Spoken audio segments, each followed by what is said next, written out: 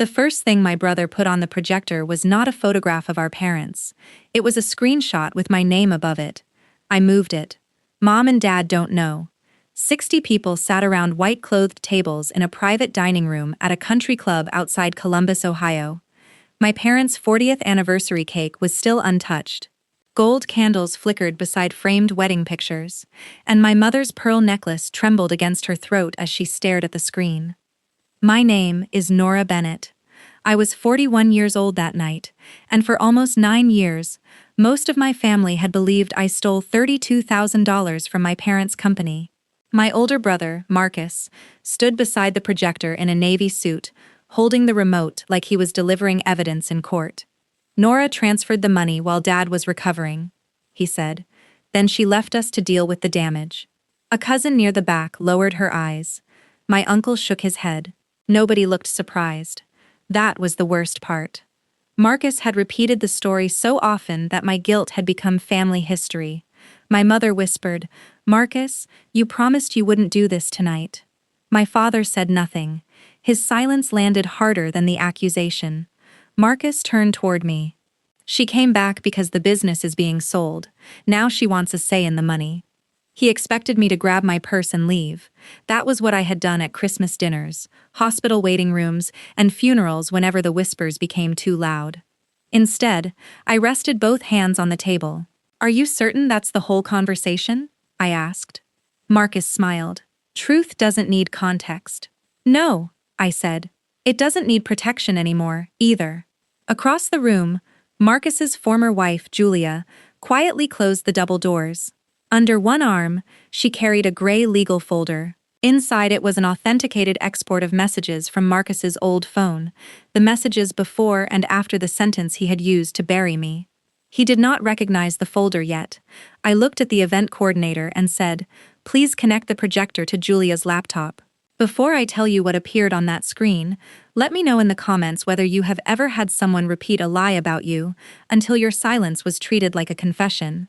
And subscribe if you believe family should never be allowed to rewrite the truth without being challenged. To understand why I stayed quiet for so long, you need to understand the family I came from. My parents, Robert and Helen Bennett, built Bennett Office Supply from a rented storefront and one used delivery van. By the time Marcus and I were teenagers, the company supplied schools, medical offices, and law firms across central Ohio. We were not rich, but appearances mattered. My parents wanted people to see a loyal, hard-working family. Marcus was 3 years older than me. He was charming, athletic, and talented at making adults feel important. My father called him a natural leader.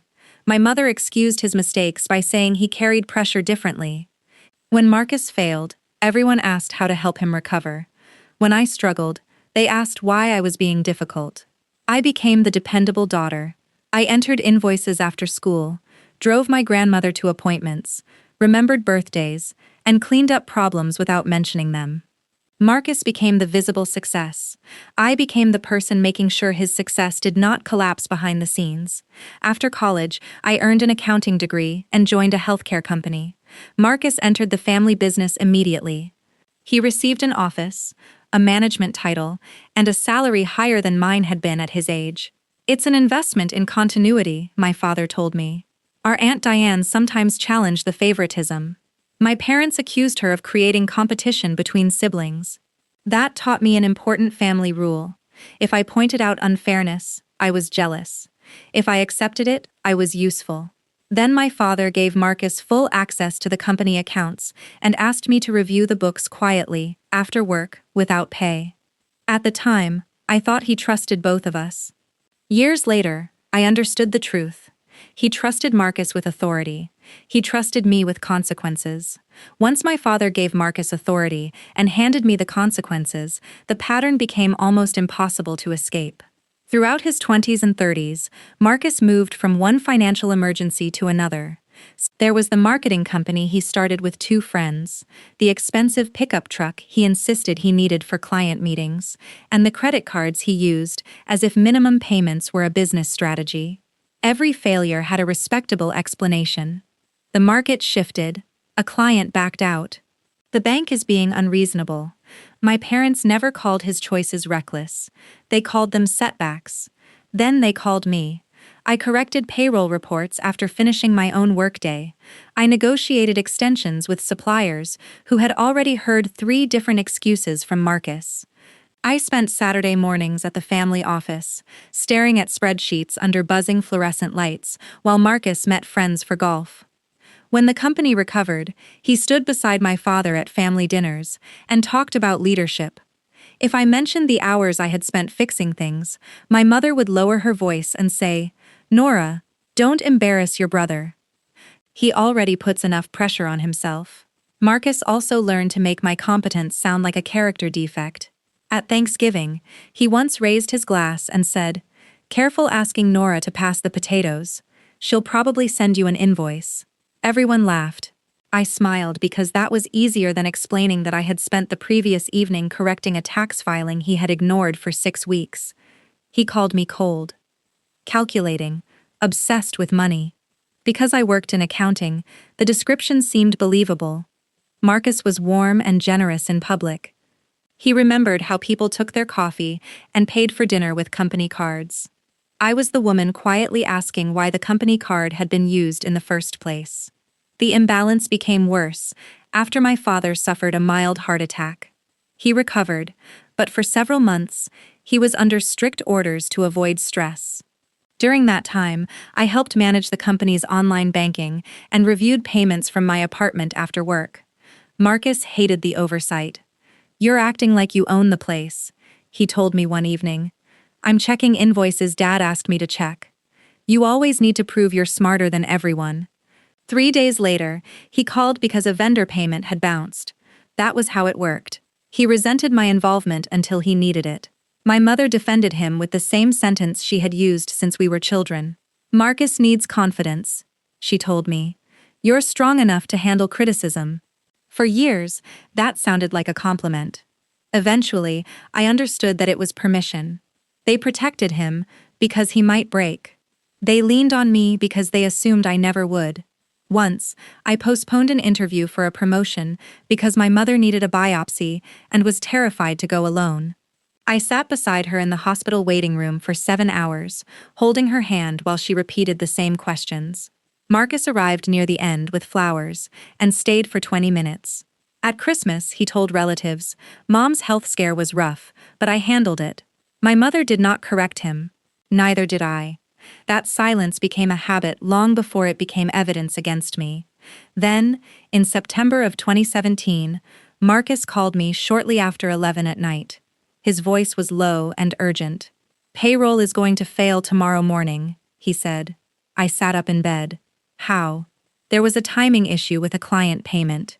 I need you to move $32,000 from the business credit line into the reserve account." "Why can't you do it?" "Dad changed some permissions after the hospital. Your login still works." I stared at the dark window across from my bed. "Marcus, is this authorized?" "It's temporary. Completely legal. The money will be back in 72 hours. Then he used the one argument he knew would stop me from calling our father. "Dad cannot find out tonight. The stress could put him back in the hospital." I believed I was protecting my father. I did not know I was helping Marcus build the story that would destroy me. What my family never understood was that I was not the unstable, desperate woman Marcus later described. By then, I had built a serious career in healthcare compliance. I investigated billing irregularities, documented misconduct, and protected employees who reported powerful people. My family called it administration. Marcus called it paperwork. Neither bothered to learn that evidence was how I made my living. After the accusation, I moved to Cincinnati, completed a forensic accounting certification, bought a modest townhouse, and rebuilt my life without asking anyone's permission. I kept bank records, emails, device backups, and every document connected to 2017. But the crucial message thread was incomplete. Marcus had used an encrypted app, and much of the conversation disappeared when I changed phones. The bank records proved where the money went, but my credentials showed that I initiated the transfer. My mother begged me not to expose the company's instability while my father recovered. "We'll handle this privately," she promised. They never did. Marcus filled the silence with his version, and I became the thief who had abandoned her family. Nearly 9 years later, my phone lit up with a message from Julia, Marcus's recently divorced wife. Do you still have records from September 2017? Before I could answer, another message appeared. I found something on an old family tablet. Marcus thought it was erased. Julia and I had never been close. For 12 years, she had been Marcus's wife, which meant most of what she knew about me came through him. She was polite at holidays, careful during family arguments, and usually gone before anyone started discussing money. So when she asked to meet, I expected caution. We chose a small coffee shop near downtown Cincinnati. Julia arrived carrying a laptop bag and the gray folder I would later see at my parents' anniversary dinner. She looked tired, but not uncertain. Before opening anything, she asked, "What actually happened in September 2017? The question stopped me, not because it was complicated, because no one in my immediate family had ever asked it. I told her about Marcus's late-night call, the failed payroll, and his promise that the money would be replaced within 72 hours. I admitted that I had made the transfer. I also told her why I had stayed silent. My father had just had a heart attack, I said. My mother begged me not to make things worse. Julia listened without interrupting. When I finished, she folded her hands around her coffee cup. I believed some of what Marcus said about you, she admitted. Not all of it, but enough. Her honesty hurt, but it also made me trust her more than sympathy would have. Then she opened the folder. During her divorce, Marcus had disputed several debts and claimed she misunderstood their finances. Her attorney requested old account records, devices, and backups. One of those backups came from a tablet their daughter had used years earlier. The tablet had synchronized with Marcus's encrypted messaging account.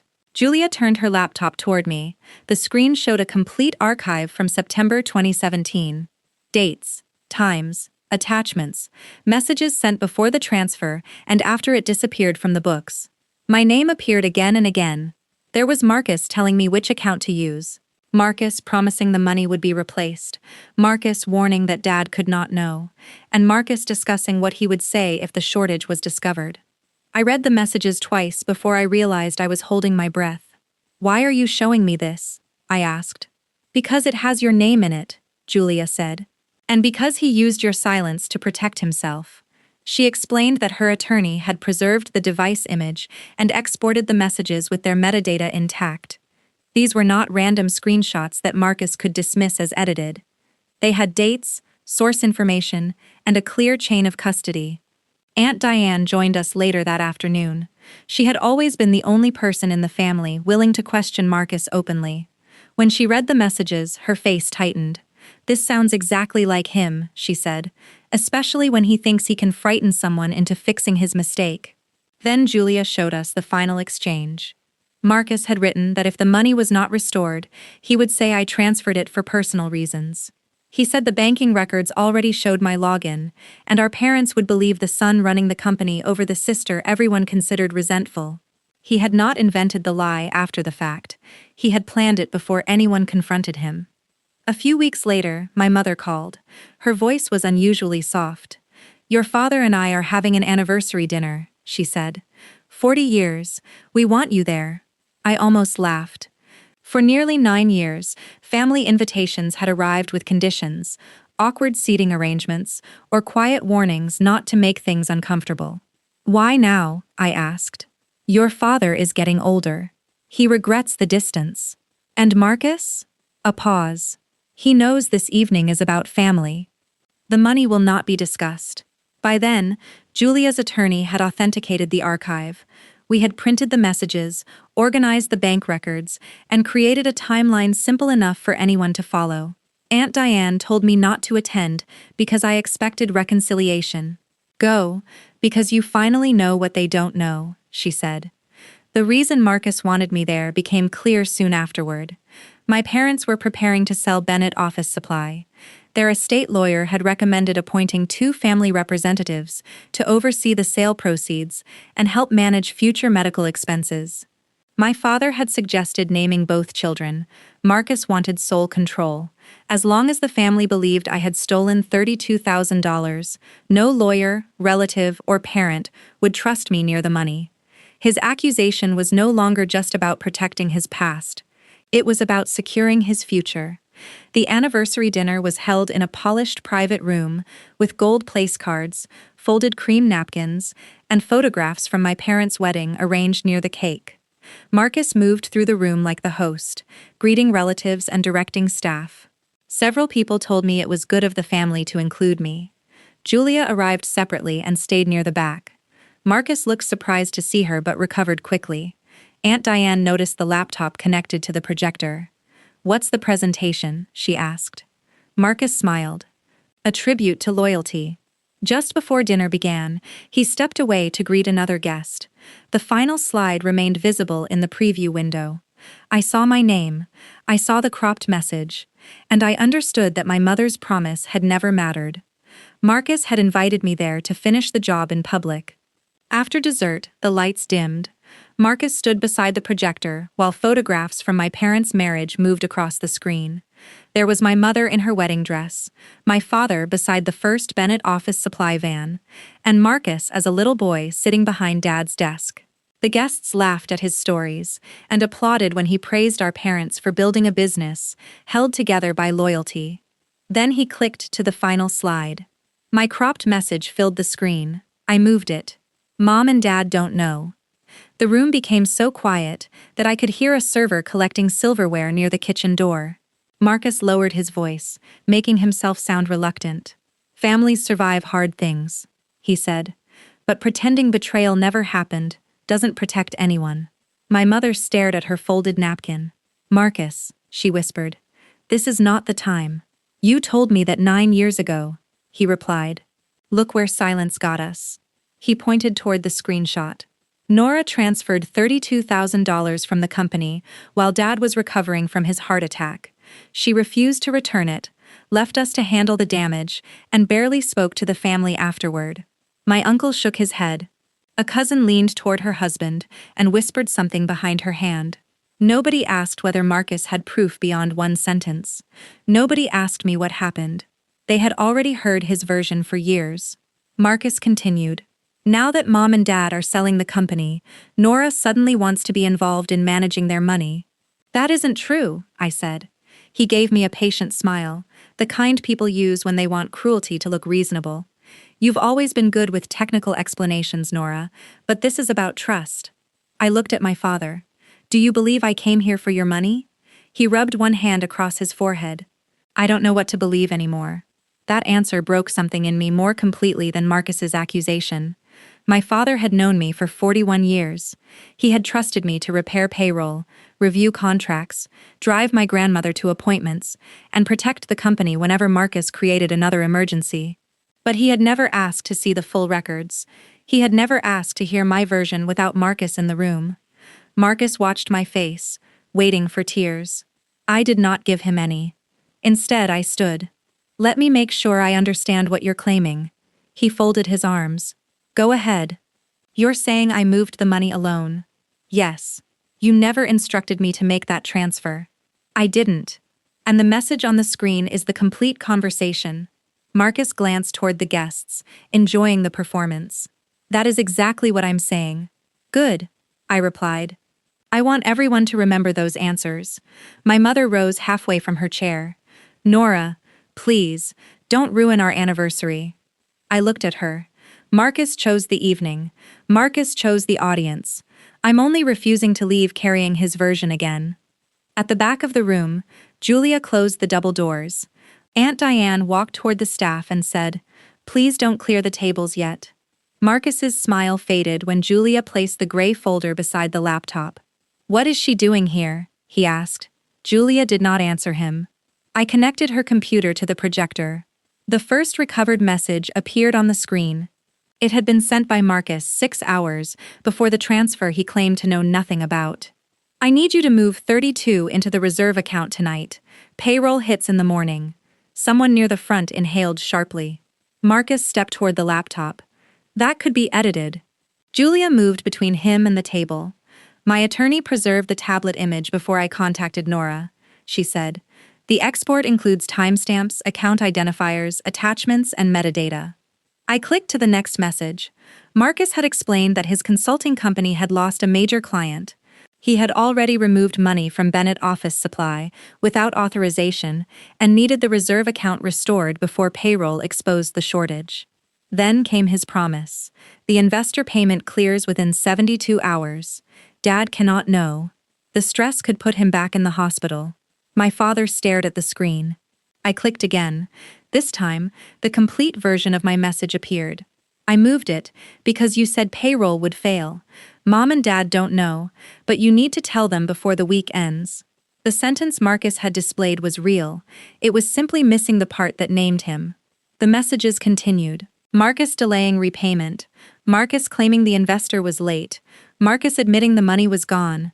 And then, after I threatened to tell our father, the message that explained the next 9 years. The bank shows your login. They already think you resent me. If this comes out, they'll believe you moved it for yourself. Marcus's face had gone pale. You still made the transfer, he said. Yes, I replied. I made the mistake of believing you and hiding the crisis from Dad. I will take responsibility for that. I will not take responsibility for your theft or your lie. Aunt Diane began placing copies of the bank timeline on the tables. The records traced the money through the reserve account and into a consulting account Marcus controlled. Julia opened the legal folder and removed the authentication report. This is not gossip, she said, and it is not a family misunderstanding. Marcus looked toward my parents. Are you really going to let them do this? I almost laughed at the word them.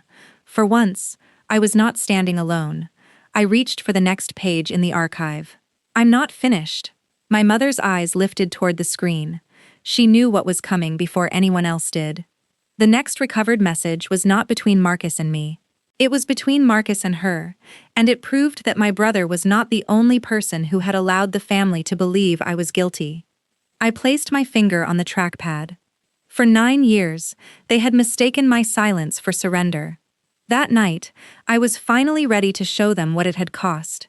The message on the screen had been sent 2 days after the transfer. My mother had written, "Did you drag Nora into another one of your emergencies? Replace the money before your father sees the accounts." No one moved. Marcus stared at the projector, as if refusing to look directly at the words might make them disappear. My father slowly turned toward my mother. "Helen?" She pressed both hands against the table. "I didn't know everything," she said. "I only suspected." I clicked to Marcus's reply. Blaming Nora is the only way to keep Dad calm and protect the company.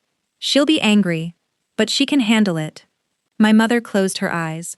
That sentence hurt more than I expected, not because it surprised me, but because it confirmed what I had spent years trying not to believe. She had known enough. Maybe she had not known where every dollar went. Maybe she had not seen the complete messages. But she knew Marcus had involved me in one of his financial emergencies, and she still watched the family treat me like a thief. My father's voice cracked. "You let me believe our daughter stole from us? I thought Marcus would replace it," she said. "I thought we could fix it before you found out. You let this go on for 9 years. I was trying to keep the family together." I looked at her. "The family did break, Mom. You just decided I would be the part that broke." She flinched. Marcus stepped in front of the screen. "This is ridiculous. Nora still transferred the money. She still hid it from Dad." "I already admitted that," I said. "I made a terrible decision because you told me payroll would fail and our father's health was at risk. You expect everyone to believe you did it out of kindness?" "No. I expect them to read what you wrote." He looked around the room, searching for the faces that had always protected him. Most people avoided his eyes. Then he found a different argument. "This is about the estate," he said. "She planned all of this because Dad wanted her involved in managing the sale money." I opened my purse and removed a sealed envelope from my parents' attorney. "I knew you would say that." My father recognized the law firm's letterhead. I handed the document to Aunt Diane, who read the first paragraph aloud. It confirmed that I had formally declined any role as trustee, executor, financial agent, or manager of my parents' assets. Marcus's jaw tightened. "I don't want your position," I told him. I don't want control of their money. Then why are you doing this? The answer came easily. I didn't come here to take your place, Marcus. I came to take my name back. The room stayed silent. I turned toward the tables. Every person who heard that I stole from my parents now has the same records Marcus hid. The authenticated archive and bank timeline will be delivered to the company attorney. I will not debate the evidence privately, and I will not accept another request to protect the family's image. My uncle looked down at the copy in front of him. One cousin whispered, "Nora, I'm sorry." I did not answer. Apologies offered only after witnesses appear are often about discomfort, not accountability. Then I looked at my parents. Marcus created the lie, but both of you gave it a home. Dad, you never asked me for the full story. Mom, you suspected the truth and chose the version that protected him. My mother began crying. My father looked older than he had when I entered the room. For years, I had imagined this moment ending with them defending me. I thought the truth would finally make them choose me. Standing there, I understood that I no longer needed to be chosen. I'm leaving now, I said. What happens next is yours to handle. Julia packed the laptop. Aunt Diane gathered the folder and walked beside me toward the doors. Behind us, Marcus said, "You're destroying this family."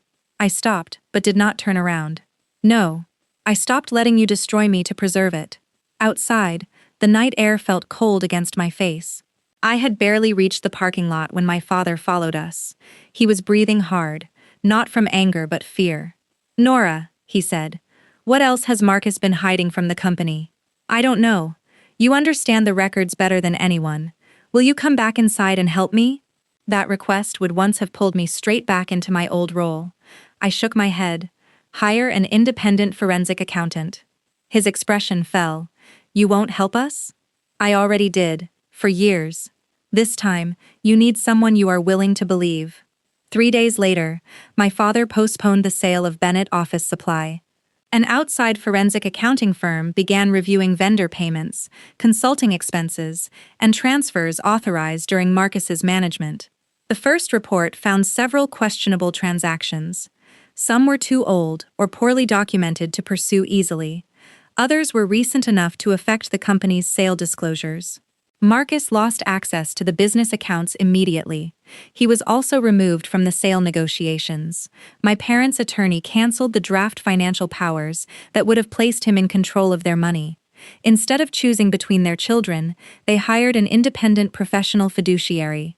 My father did not call the police or demand an immediate arrest. The company's lawyers recommended mediation, while they determined the full amount involved and what could legally be recovered from Marcus's ownership share. The consequences were slow. That made them real. Relatives began contacting me. Several claimed they had always suspected Marcus was exaggerating. Others said they had been misled, as if repeating a story for 9 years had been something that happened to them. I responded to very few. Julia's divorce negotiations changed because Marcus could no longer present himself as financially transparent. She did not celebrate. She focused on protecting herself and their teenage daughter. My mother stopped attending family gatherings. My father mailed me a handwritten letter. He admitted that he had trusted Marcus's confidence more than my consistent behavior. He did not ask me to forgive him. Then my mother called. "I need to explain why I did it," she said. I agreed to meet her once, but before she could thank me, I made one thing clear. An explanation is not the same as repair. I met my mother in a quiet cafe instead of the family home.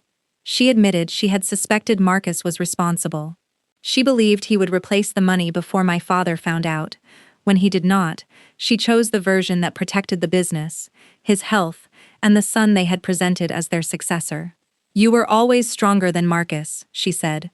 That did not make me disposable. She asked whether we could start over. I told her there was no clean beginning after 9 years of silence. I would accept limited contact, but there would be no conversations about Marcus, no pressure to attend family events, and no more requests for me to fix financial problems. My father accepted the same boundaries. He began calling without asking for help. I noticed the effort, but I did not confuse effort with restored trust. Marcus sent angry messages, then defensive ones, then an apology that blamed stress. He wrote, "Family should not destroy family in public." I replied once, "You accused me in public. I corrected you in the same room." Then I blocked him. 1 year later, I was promoted to lead a larger compliance team and began mentoring women who had been pressured to stay silent for powerful people. Julia became a real friend. Aunt Diane joined us for birthdays and Sunday dinners. They taught me that chosen family is built from honesty, not obligation. My father attended a professional award ceremony and introduced me by my actual title for the first time. It mattered. It did not erase the past. Marcus left Bennett Office Supply through a mediated settlement. Part of his share from the eventual sale went toward repayment. His life was not destroyed.